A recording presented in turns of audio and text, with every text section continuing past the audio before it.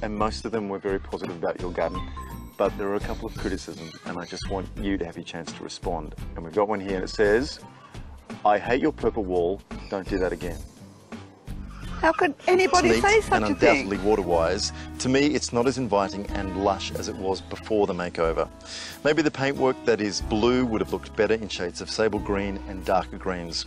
Overall, it looks too industrial. Sorry, got to be truthful.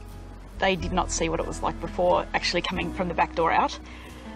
Or they might not have picked up on it, but we couldn't even get our What a friends out fantastic here. idea. I've never been confident with just dumping untreated grey water on my garden with all the chemicals and salts, etc. And this is the idea of treating grey water before it goes into the garden just seemed fantastic. Yeah. But it was new technology and a little bit ahead of its time, and it never quite happened. It was a prototype.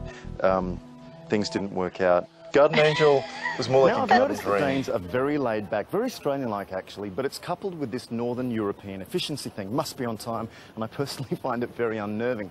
So as a result, all over Copenhagen, you've got these dual-function cafes springing up, and I've set myself a bit of a challenge. I want to find somewhere where I can drink coffee and give this a serious workout, plus find another coffee shop where I can get my laundry done.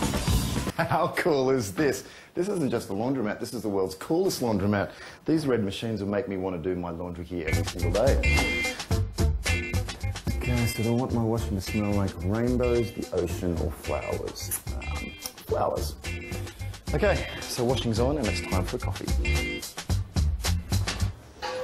Hey there, Brendan. Hi, Frederick. Frederick, how you doing? I'm good, and you? Very good. I love this cafe. It's a fantastic